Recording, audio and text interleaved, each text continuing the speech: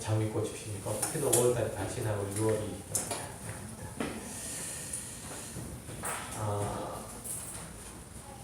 우리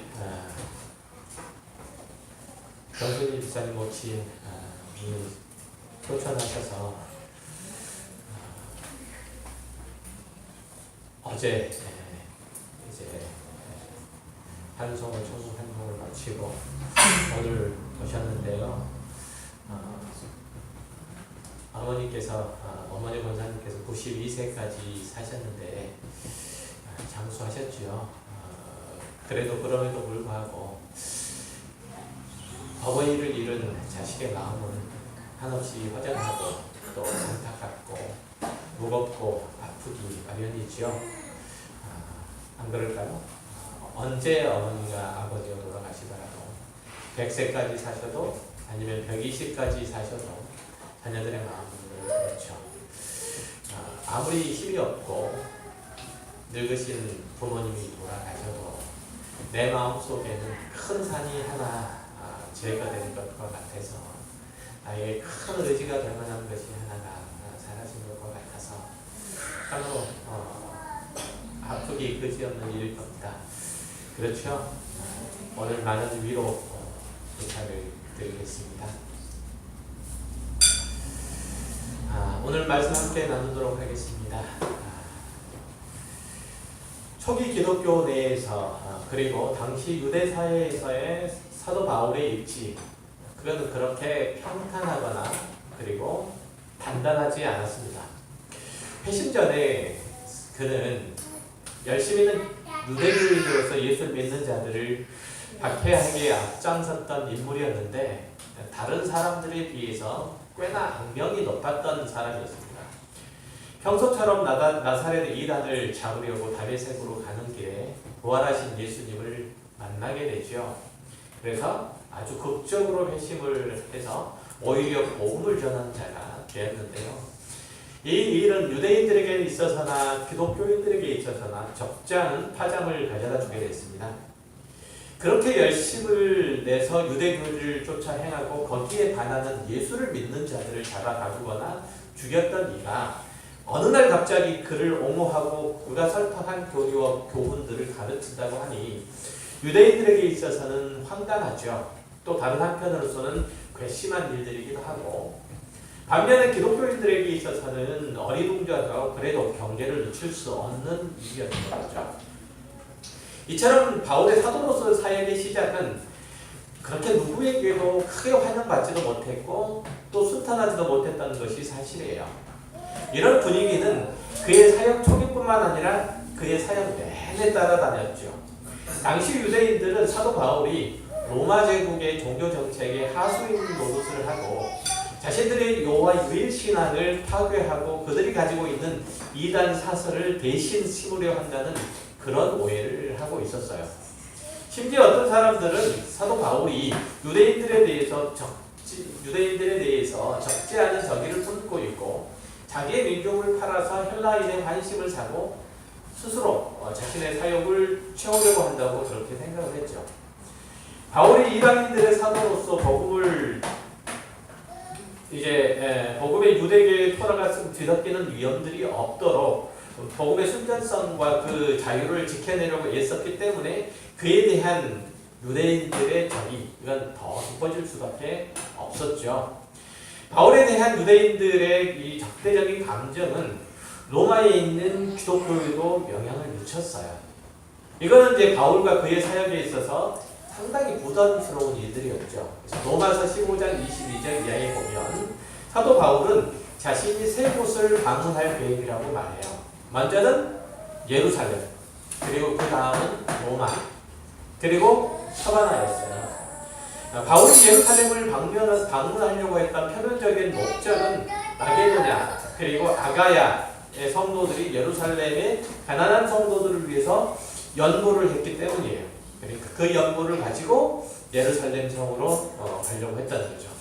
바울은 이 연보가 예루살렘 본토에 있는 교회와 그리고 이방인들의 교회 간에 유대를 강화시키고 또 사도 바울 자신에 대한 감정을 좀 누그러뜨려서 그의 사역에 있어서 활기를 불어넣어 줄 거라고 기대를 하고 있었어요. 그래서 예루살렘 교회가 이 연보를 어떻게 받을까? 혹여 예루살렘 교회 성도들이 자신을 해치지는 않을까? 이런 마음들이 쓰였기 때문에 그리로 가는 여정이 하나님께서 함께 해주시도록 로마 교회도 기도를 부탁했던 것이에요. 로마서 15장의 내용들을 살펴보면 그런 내용들이 쭉 나타나 있어요. 자, 그리고 이제 그는 이 사역 후에 로마를 거쳐서 서반으로 갈 예정이었는데 거기가 그의 이방인 선교의 최종의 목적지였어요. 이미 세 차례 선교 여행을 통해서 소아시아 그리고 헬라 지역에 성공적으로 복음을 전파했던 이 사도 바울이 이제 지중해 서쪽 끝이 서바나, 지금으로 얘기하면 스페인이죠. 스페인까지 가는 것은 땅끝까지 내 증인이 되리라는 주님의 말씀에 순종하는 거였고 또한 이방인의 사도로 부름을 받은 자신의 사명을 완수하는 길이라고 생각을 했죠. 그때 당시에 사도 바울의 이해는 그때 당시에 그 가나안 지역에 있었던 사람들의 어떤 지리적인 이해는 사바나는 지구의 끝이에요. 땅끝이에요. 땅끝. 그러니까 거기까지 가서 주의 복음을 전하면 그의 사역은 다 끝난다고 생각을 했죠. 그러나 먼저는 로마 교회 내에 헬라인 기독교도와 그리고 유대인 기독교들 간의 신학적인 분쟁, 율법으로 말미암는 또 할례에 관한 이런 분열과 갈등들을 해결해야 이들을 하나로 묶고 자신의 마지막 선교 여행의 교두보로 이 로마 교회를 삼을 수 있었기 때문에 이제 예루살렘 통일을 가서 이 율법의 문제, 또 할례의 문제를 먼저 해결하려고 했던 거예요. 바울은 이제 자신의 사역의 실질적인 결실이 될 만한 유대인과 이방인 간의 어떤 문제 그리고 사회적인 갈등을 해결하고 예루살렘으로 가기 전에 이 편지 로마서를 써가지고 먼저 로마 교회 유대인들과 이방인들과의 어떤 갈등과 그 분쟁들을 해결할 만한 실마리를 제공하고 또 유대인들은 유대인들대로 유대인 그리스도인대로 헬라인은 그리스도인대로 그들대로 하나님의 구원의 은혜의 손길 가운데 믿도록 가르치고자 했던 거죠. 특별히 사도 바울은 로마서 9장에서부터 시작해서 11장까지 하나님의 구원 역사에 있어서 이스라엘에 차지하고 있는 그 주의, 이스라엘이 어떤 주의를 차지하고 있는지를 잘 약수를 해가지고 헬라인 기독교인들이 유대인과 유대인 기독교들을 당연히 도와야 될 필요가 있다고 변호를 하게 되는 거죠.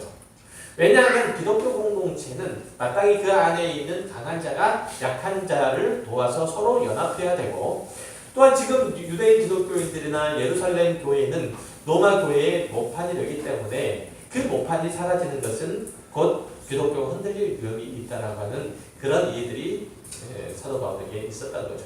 그래서 예루살렘 교회가 든든하게 서야 될 필요를 사도 바울은 아주 끊임없이 계속적으로 느꼈던 거예요.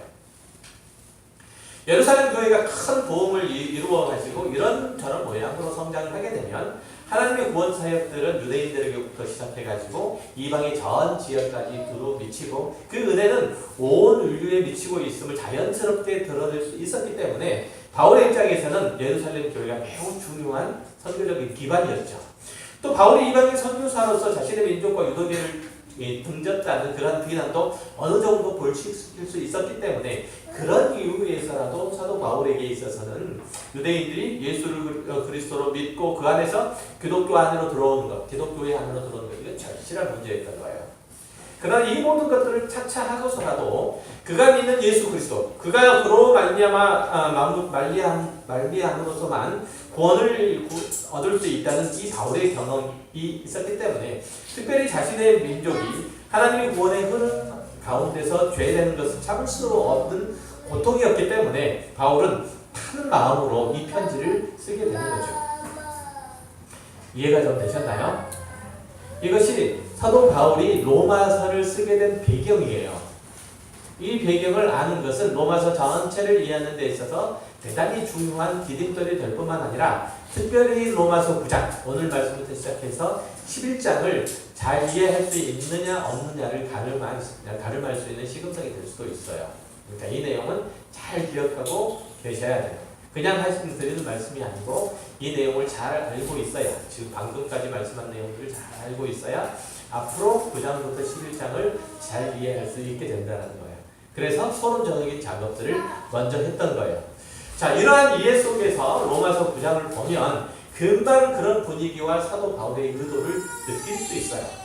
그는 자신의 형제, 곧 골육과 친척들을 향해서 애절한 마음들을 그 첫머리에서 표현하죠. 그렇게 얘기를 하죠. 나에게 큰 근심이 있는 것과 마음에 그치지 않는 고통이 있다는 거예요. 뭐 때문에요?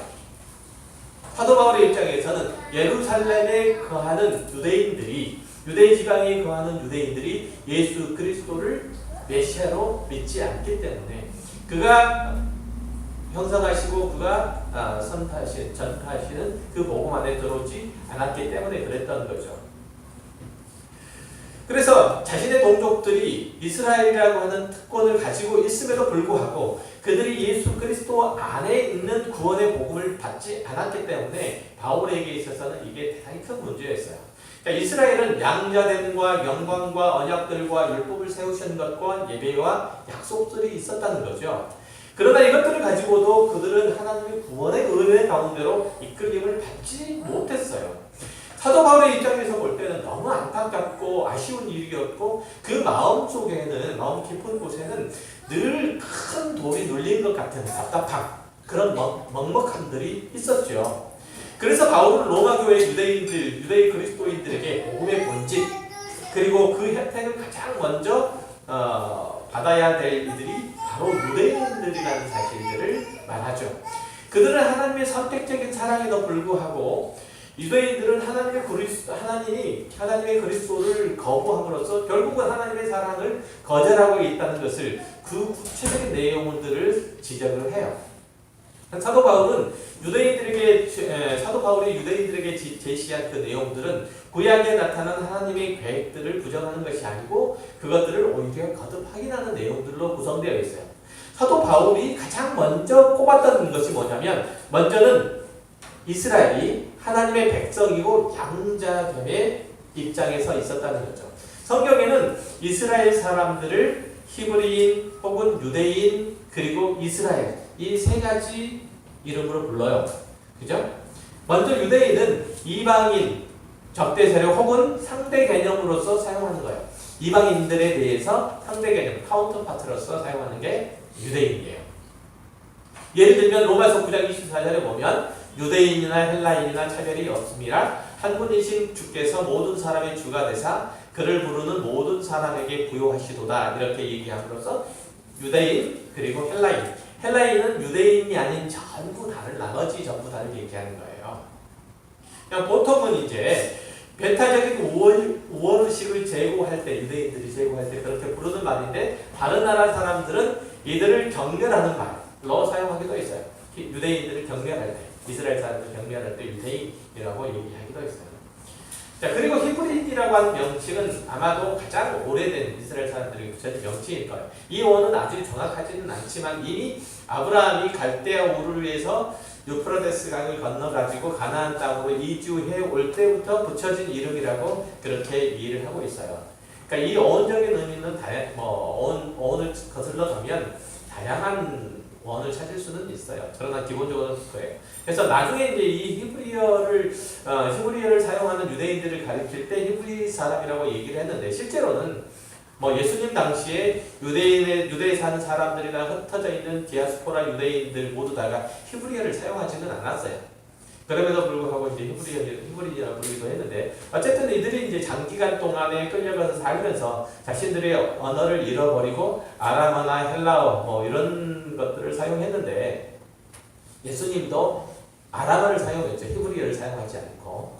근데 어쨌든 간에 이 히브리인이라고 하는 것은 히브리 말을 사용하는 사람들이라는 의미예요. 그래서 히브리인이라고 얘기를 붙였던 거예요. 자, 마지막으로 사도 바울은 본문에서 이스라엘이라는 명칭을 사용해요. 그러니까 하나님께서 이 세상에 당신의 위대한 일, 이 세상을 구원하시고자 하는 계획들을 정하시고 한 백성들을 통해서 이 일들을 이루어 나가시려고 부르시는 이들을 가리켜서 이스라엘이라고 하죠.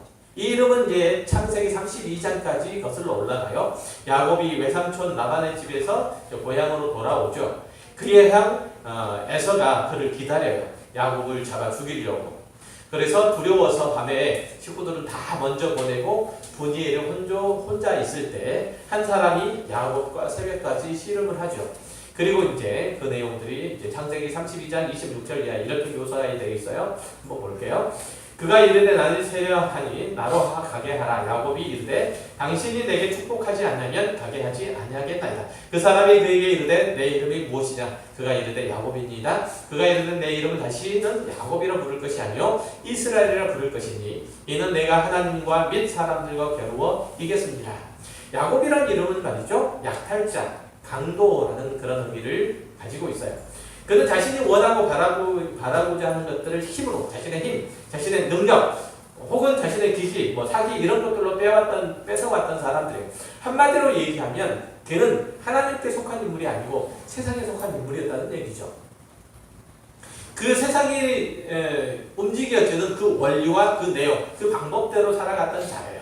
그런 그에게 하나님께서는 이스라엘이라는 이름을 주셨어요. 그 의미는 하나님의 특별한 소유 또는 특별한 관심의 대상이라는 뜻이죠. 하나님의 사람들이라는 뜻이니까. 그를 통해서 그 조상 아브라함에게 약속하신 그 언약을 이루실 거라는 그 계획 속에서 주신, 하나님께서 일방적으로 주신 이름이죠. 다시 말하면 이스라엘은 하나님의 지극한 사랑과 관심의 대상이고 그 은혜로우신 언약을 성취시킬 자녀로 부르심을 입은 거예요. 그래서 아모스 3장 2절에 보면 이렇게 이스라엘 백성들에 대해서 얘기를 하죠. 내가 땅의 모든 족속 가운데 너희만 알았나니 라는 표현까지 써요. 하나님께서 이스라엘 백성들을 이 땅의 모든 족속들 가운데 그들만, 너희만 알았다고 얘기를 한단 말이죠. 이런 표현들은 성경에 많이 찾아볼 수 있죠. 하나님께서 그들만 생각하고 그들만 실제로 알고 있다는 뜻이 아니고 그들만 마음에 두시고 그들을 특별히 사랑한다는 얘기죠. 그래서 이스라엘은 하나님의 특별한 소유, 이걸 이제 히브리어로 세굴라라고 얘기를 해요. 특별한 소유라고 그렇게 얘기를 해서 그들을 통해서 하나님의 위대한 사역들을 이루어 가시죠. 이스라엘은 하나님의 언약 백성을 지칭하는 말이에요. 한 걸음 더 나아가면 이스라엘은 장자 혹은 이제 아들이라는 그런 지칭을 받게 돼요. 오늘 본문을 얘기하는 거예요. 구약 성경 곳곳에는 이런 이제 호칭들이 많이 등장을 해요. 예를 들면 신명기 14장 1절에 보면 너희는 너희 하나님 여호와의 자녀이니 죽은 자를 위하여 자기 몸을 매지 말며 이런 구절이 있는 거 아니면 예레미야 31장 9절에 보면 그들이 울며 돌아오려니 나의 인도함을 받고 간구할 때에 내가 그들을 넘어지지 아니하고 물 있는 계곡의 고든 길로 가게 하리라. 나는 이스라엘의 아버지요 에브라임은 나의 장자니라. 그러니까 하나님께서 이스라엘의 회복을 약속하시면서 그들에 대해서 아버지, 이스라엘은 그의 장자라고 그렇게 표현을 한 거죠. 그러니까 하나님과 이스라엘의 관계는 아버지와 아들의 관계요. 그죠? 아들의 관계요. 그의 사랑받는 자녀라는 의미로서 하나님께서는 이스라엘이라는 표현들을 쓰신 거죠. 그러나 이 표현들은 신약의 성도들에게 붙여진 양자, 특별히 로마서에서 얘기하는 이 양자라고 하는 그 이름이나 그 특권과 같은 것은 아니에요.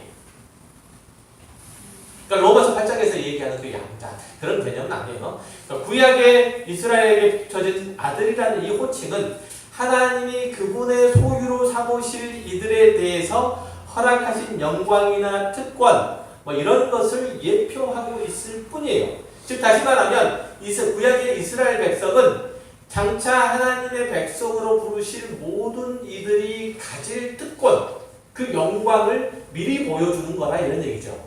그러니까 이스라엘이 구약시대에 누렸던 모든 것들은 곧 우리가 누려야 할 것이요 또 우리들에게 약속되어져 있는 부분으로 우리의 앞길 가운데 영원토록 있는 것이죠. 그러니까 다시 말해서 구약의 이스라엘 백성들에게 내 아들이라고 하는 호칭을 주어졌다고 하더라도 그 모든 일들이 다 하나님의 구원의 은혜를 누린 것은 아니라는 얘기죠. 그 모든 일들이 다. 그들에게 있어서 하나님의 나라의 백성이라는 모든 특권과 지위가 다 주어지는 것은 아닌 거죠. 이는 이제 예수 그리스도로 말미암아서 이루어질 그 나라의 참 백성에게 주어질 영광과 그 특권의 상징으로 얘기를 해요. 성경에서 볼 때. 그러니까 다시 한번 말씀을 드리지만 정리할 거는 구약의 이스라엘 백성들은 장차 이스라엘 백성 그때 역사의 시작부터 시작해가지고 앞으로 주님 다시 오실 재림하실 때까지 하나님께서 은혜로 부르실 모든 하나님의 백성들을 예표하는 미리 보여주는 상징적으로 보여주는 이들이란 얘기예요. 이스라엘 백성이라는 그 의미 자체가 그러니까 실제적으로 이스라엘 민족 모두 다가 하나님의 구원을 입은 것은 아니라는 소리예요. 이해되셨어요?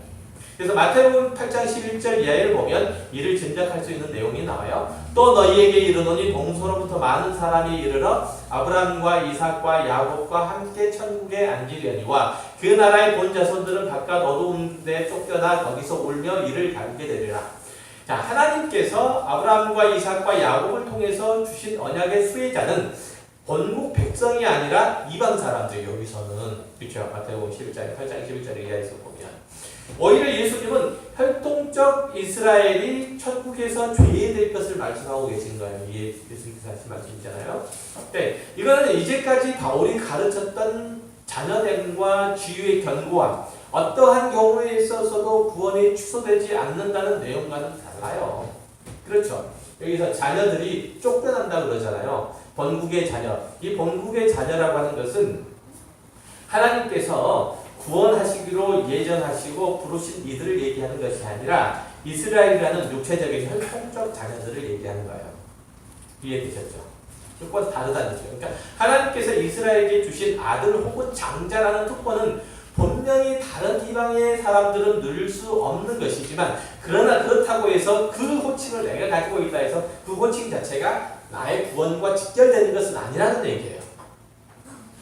만약에 그렇다면 그 나라 본 자손들이 아브라함과 함께 천국에 앉아 있어야 맞아요. 그렇죠? 육체적인 이스라엘이 모두 다 구원을 받는다면 이해되시죠? 그렇지 않잖아요. 그러니까 쫓겨남을 얻는다는 얘기는 그렇지 못하고 쫓겨난다는 것은 그들 모두가 참된 영적인 하나님의 자녀라는 의미는 아니에요. 이스라엘 백성에게 속한다고 해서 모두 다 이스라엘은 아니에요. 참된 이스라엘은 아니라는 얘기죠. 자, 그리고 구약의 이스라엘 백성들은 하나님의 영광을 본 자라고 오늘 본문에서 얘기를 해요. 그러니까 출애굽한 이스라엘이 홍해를 건너고 광야에 들었을 때 하나님께서는 그들에게 낮에는 구름 기둥, 밤에는 불 기둥으로 함께 하셨는데 그것이 하나님께서 그 백성을 보호하신다는, 함께 하신다는 표식이었어요. 동시에 이 기둥은 이스라엘이 침략해서 대적하려고 하는 이들에게 있어서는 크게 위협이 되었는데 이 구름을 가리켜서, 이 구름 기둥을 가리켜서, 불 기둥을 가리켜서 뭐라고 부르냐면 성경에서는 쉐키나라고 불러요. 쉐키나. 그러니까 히브리어로서는 쉐키나라고 불러요. 성령의 구름이라고 생각하시면 돼요. 그러니까 이스라엘이 이런 구름들은 이스라엘이 시내산에서 하나님의 언약의 말씀들을 받을 때도 거기서도 나타나요. 하나님께서 빽빽한 구름 가운데서 임하시잖아요. 이때 쉐키나의 구름 가운데서 임하신 거예요. 또 열왕기상 8장에 보면 솔로몬이 성전을 짓고 하나님께 제사를 지내자 성전 안에 구름이 가득 차 있는 걸 봐요. 이것도 역시 마찬가지로 쉐키나예요. 성령의 구름이죠. 신약에서도 보면 예수님께서 사역을 다 마치고 난 다음에 어디로 가시죠? 하늘 아버지가 계신 곳으로 가죠. 그렇죠? 하늘로 올라가실 때 구름이 그를 가려요. 이 구름이 쉐키나의 구름이에요. 이게 사도행전 1장에 보잖아요. 그러니까 하나님의 영광들이 이렇게 이스라엘 역사 내내 곳곳마다 때때마다 비춰진 거죠. 하나님께서는 이스라엘의 역사 가운데서 여러 차례 그 백성과 함께 임재하심을 보이셨고 그 영광들을 나타내 주셨어요. 뿐만 아니라 너는 내 아들이라고 말씀하셨고 실제로 그 자녀로서 그 땅과 그 집과 그 소유를 허락해 주셨어요. 살도록 가나안 땅에. 그러면 이스라엘 백성들은 하나님의 자녀로서 다른 민족보다 훨씬 더 열심히 하나님을 믿고 의지하고 순종하기를 즐거워했어야 돼요. 하나님의 자녀다운 모습으로서 스스로 갖추고 가기를 열심히 했어야 된다는 얘기죠. 이스라엘 죄하고 다른 민족에게 누구에게 이런 특권을 주셨어요? 그러지 않았잖아요. 이스라엘에게만 주신 거예요.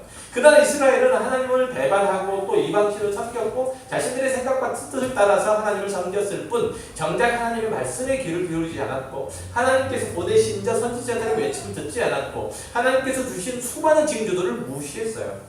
더구나 이스라엘은 예배와 성전 제도들이 있었죠. 오늘 본문에서 얘기하는 것처럼. 그들은 은혜로운 제도를 통해서 하나님의 임재 앞으로 나올 수 있었어요. 언제든지 하나님의 은혜를 누리고 그 거룩으로 채워줄 수 있었어요. 맘만 먹으면. 이 모든 것들은 다른 한편으로 그 나라를 완성시킬 그 아들 예수 그리스도께서 하실 일들의 예표였지만 이스라엘 백성들에게 있어서 그 충분히 경험하고 그것들을 통해서 하나님의 구원의 은혜를 누릴 수 있는 기회들이 얼마든지 많이 있었단 말이죠. 그럼에도 불구하고 그들은 하나님께서 보내신 구원자, 그 조상의 아브라함과 이삭과 야곱과 모세, 그 이후 모든 선지자들을 통해서 주신 그 언약의 성취자로서의 실체, 예수 그리스도를 믿지 않고 있는 거죠. 그들은 오늘 본문에서 얘기하는 것처럼 많은 은혜의 수단들을 가지고 있었어요. 그러나 그 은혜의 실체인 예수 그리스도를 정작 믿지 않은 거예요. 믿지 않아요. 얼마나 답답할지.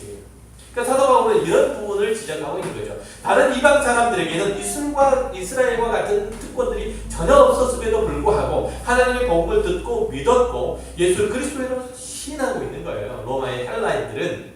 그러나 유대인들은 자칭 이스라엘의 언약의 후손이라고 말하면서 하나님께서 구원하시는 그 능력과 영광에 밖에 있는 것이 바울로서는 참으로 화가 나고 눈물 나는 일들이었죠.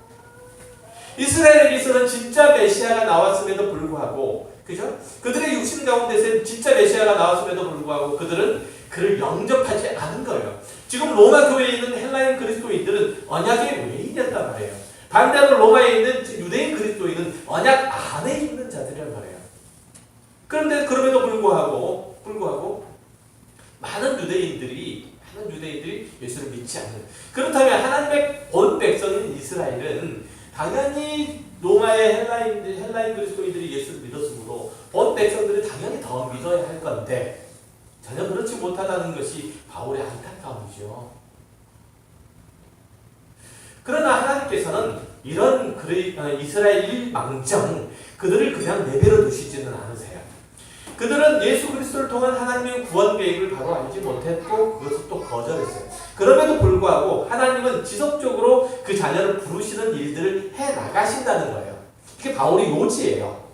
그러면 그런 이스라엘이기 때문에 하나님께서 그들은 내버려 두시냐? 그렇지 않다는 거죠. 어떤 유대인들은 예수를 나사렛의 랍비 혹은 새 요한을 이은 선지자 중에 한 사람이라고 이해했고 다른 이들은 유대의 기득권 세력에 대해서 반항하는 반동자, 선동가 이런 사람으로 받아들이지만 그런 분위기 속에서도 하나님께서는 당신의 참 백성을 예수 그리스도를 통해서 끊임없이 부르고 그를 믿는 믿음을 허락하신다는 거죠. 지금 사도 바울이 로마 교회에 편지를 쓰는 그 순간에도 예루살렘이나 유대의 전 지역에서는 하나님의 부름을 받은 이들이 속속히 그리스도 예수의 십자가 앞으로 나오고 있다는 점을 사도 바울은 여전히 또 주목하고 있는 거죠. 그러고 보면 구원은 아브라함의 언약 백성, 이스라엘이라는 국가적인 단위로 이루어진다거나 유대인이라는 민족적인 형통 단위로 이루어지는 것이 아니라 개인적으로 이루어짐을 알 수 있는 거죠. 유대인으로 태어났다고 해서 다 하나님의 나라의 백성이 되는 것이 아니고 이스라엘로 부름을 받는다고 해서 다 그 자녀가 되는 것은 아니에요. 우리도 마찬가지죠. 부모의 신앙이 좋다고 해서 자녀들이 거기에 끼어들어서 구원을 얻지는 못해요. 아내가 예수를 잘 믿는다고 해서 남편이 그 치맛자락을 붙잡고 천국에 갈 수 있는 것은 아니에요. 설마 여기에 계신 어느 분이 또 집에서 누군가가 열심히 믿어 내가 죽을 때 천국 갈 때 네 치맛자락, 네 바지자락 잡고 나는 따라갈게. 혹시 이런 분 안 계신지 모르겠어요. 절대 그런 일은 없어요. 복음적이고 은혜가 충만하고 날마다 부흥이 일어나는 교회라고 해서 그 자리에 앉아있는 것만으로도 구원을 얻을 수 있는 것은 아니에요. 예배의 자리에 앉아있는 것은 분명히 중요한 구원의 표식이고 또한 여기에 나와서 말씀을 듣고 또 배우고 믿으면 그 안에서 구원의 역사들이 이루어지지만 그렇다고 해서 여기에 앉아있는 것이 곧 구원은 아니라는 거예요. 그 등식은 만들지 못한다는 얘기예요. 사도행전의 아나니아 삽디라는 초대교회 기독교의 대부흥의 시대의 예루살렘 교회에서 나왔지만 주의 공동체를 유인하다가 죽임을 당하고 말았어요. 그는 파리한 생애를 살아갈 수밖에 없었다는 얘기죠. 부흥의 시대, 부흥되는 교회에 나온다고 해서 그 심령의 부흥이 이루어지는 것은 아니에요.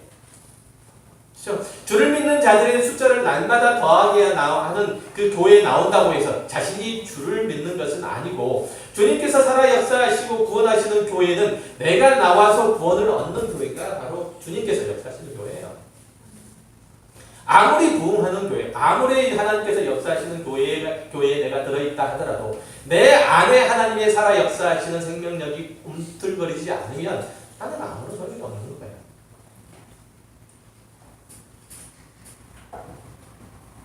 좋은 성도는 하나님께서 자신을 부르신 목적과 이유를 분명히 아는 자이고, 거기에 따라서 기꺼이 주를 위해서 헌신하는 자가 좋은 성도예요.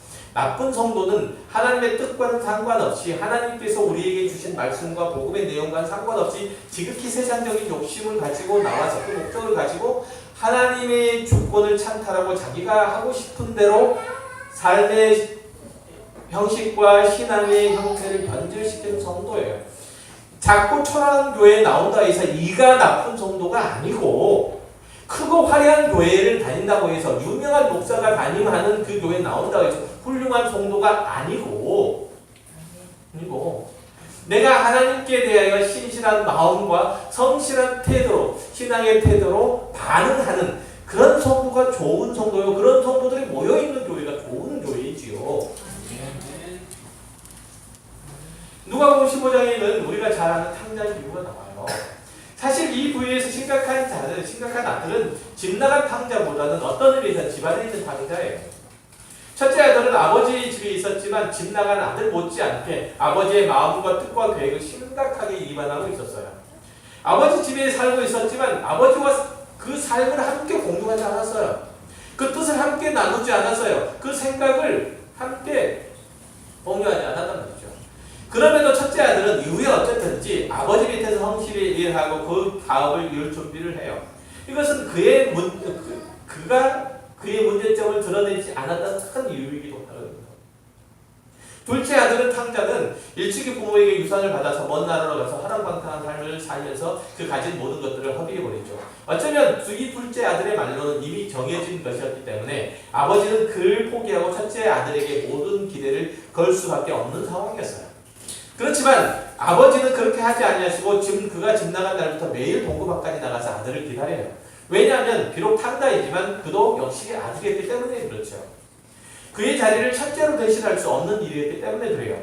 아버지는 집에 있는 첫째 아들도 그리고 집 나간 둘째 아들도 포기할 수 없는 귀중한 자녀이거든요. 부모에게 있어서는 아무리 못난 아들이라도 아무리 못난 딸이라도 다른 것으로 채울 수 없어요. 그렇잖아요. 우리 자식들 중에서 10명의 자식들이 있는데 그 중에서 3명만 자식 노릇하고 나머지 7은 자식 노릇 안 하니까 나는 3명만 데리고 살자. 이럴 수 없잖아요. 나머지 7명의 빈자리는 여전히 내게 빈자리예요. 그렇잖아요. 하나님께서 우리가 마땅히 있어야 될 것, 우리가 마땅히 갖추어야 될 것, 우리가 하나님과 더불어 마땅히 그 마음과 그 생각들과 그 감정들 공유해야 될 그런 자리 가운데서 우리가 벗어나서 하나님의 품을 떠나면 나머지 하나님의 말씀을 잘 듣고 순종하는 자들과 더불어서 그와 함께 그들과 더불어서 하나님의 나라를 이루어 가시는 것이 아니라 하나님께서는 그 집 나간 한 자식을 여전히 기다리시는 거예요. 99마리의 양은 여전히 중요하지만 집 나간 한 마리의 양은 그 99마리가 그 한 마리의 양 자리를 대체할 수 없는 거예요. 그렇잖아요. 대체할 수 없는 거예요. 어떻게 대체해요?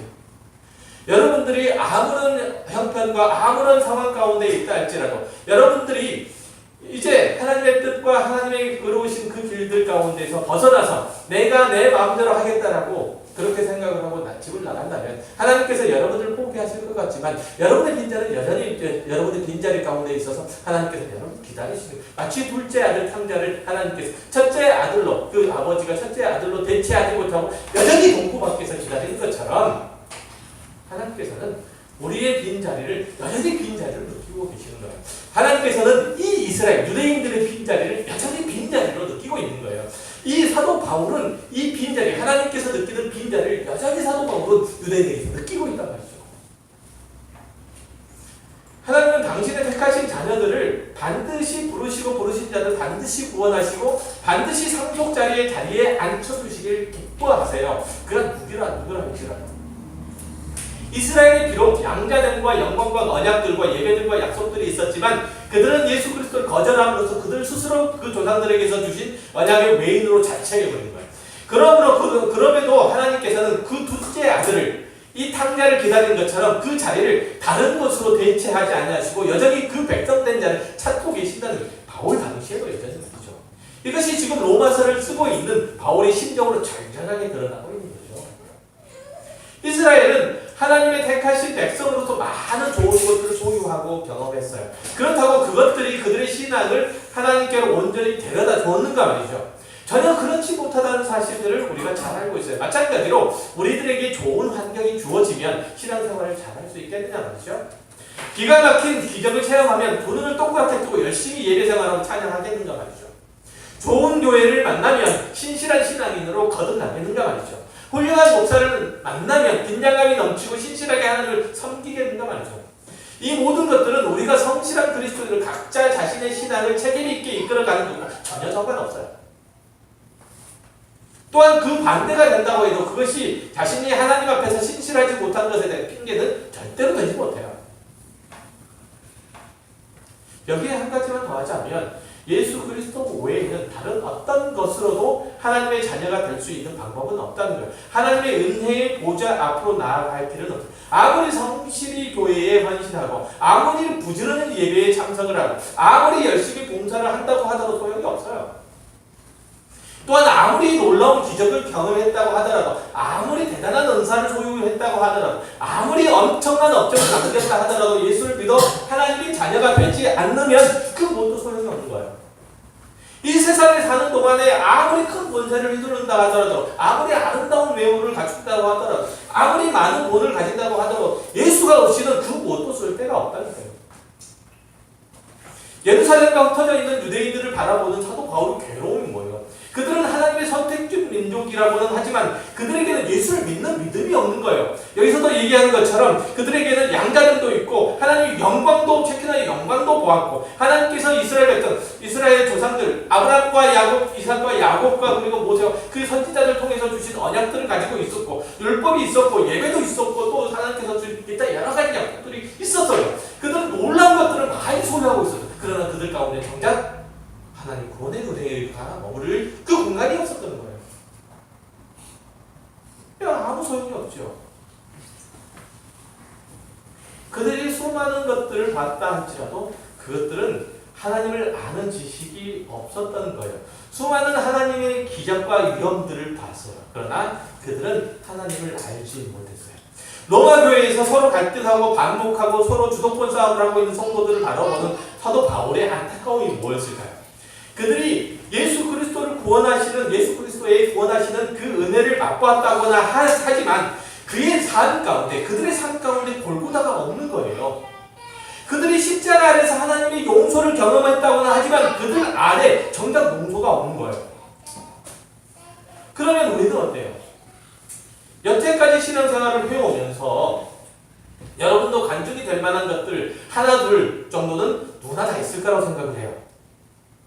나는 이런 하나님의 사랑을 경험했다고 말하면서도 정작 그의 삶 가운데 하나님의 사랑이 없는 거예요. 근데 나는 하나님의 구원의 은혜를 맛보았다고 하면서도 정작 그의 삶에는 공경에 처한 이들에게 구원의 손길을 내미던 은혜가 없는 거예요. 나는 이런 성령의 은사를 가지고 있다고 자랑을 하면서도 그가 섬기는 교회와 성도에는 전혀 신령한 유익이 되지 못하는 거예요. 우리는 하나님께서 나의 기도를 응답해 주셔서 내가 이렇게 되었다는 그런 간증이 있지만 지금 그렇게 되기를 간절히 바라서 기도하는 이들에게 힘을 보태고 함께 무릎을 꿇는 생각은 없는 거예요. 자신은 극한의 상황 가운데서 건짐을 받았기 때문에 지금 무용담처럼 하나님은 이런 분이시다라고 떠들 수도 있지만 그 극한 상황 가운데 처한 사람과 함께 울 수는 없는 거예요. 지금. 이런 마음과 태도를 보이는 이들은 과거에는 어떨지는 모르지만 지금 하나님의 은혜와 사랑과 복 가운데 있다고 얘기할 수 없는 것이죠. 지금 사도 바울이 유대인들에게 하는 얘기가 지금 그 얘기잖아요. 이런 사람들은 하나님의 복과 은혜와 풍성한 가운데 서 있는 자들이 아니에요. 오히려 신앙의 결핍과 쇠약함 가운데 있는 거죠. 우리 주님께서 말씀하시기를 마음이 가난한 자, 의에 주리고 목마른 자, 의를 위하여 핍박을 받는 자는 복이 있다고 하세요. 그런 자들이 지금 하나님의 사랑과 은혜 가운데 있다고 말씀하시는 거예요. 거꾸로 말하면 이만하면 잘 하고 있고, 이만하면 훌륭하고, 이만하면 상 받을 만하다고 여기는 자들은 오히려 벌거벗은 자라고 그렇게 얘기를 해요. 계시록 3장에 보면 나는 부자라 부요하고 부족함이 없다라고 하는 라오디게 교회를 향해서 주님은 이렇게 말씀하시죠. 내 권고한 것과 가련한 것과 가난한 것과 눈먼 것과 벌거벗은 것을 알지 못하는구나. 이렇게 호주는 하신 것도 같은 맥락인 거죠. 자, 우리의 삶을 살펴보십니다. 여러분의 신앙의 태도와 그 자세와 신앙의 지경들을 한번 둘러보세요. 여러분의 삶의 자리 가운데 신앙의 흔적들이 나타나 있는지, 내가 경험하고 그렇게 떠들고 그렇게 자랑하는 하나님의 그 은혜와 그 사랑과 그 능력이 나를 통해서 그렇게 재현되고 있는지, 내가 맛본 것만큼, 내가 감격해하는 것만큼 내 삶 가운데 그것이 실제적으로 보이는지.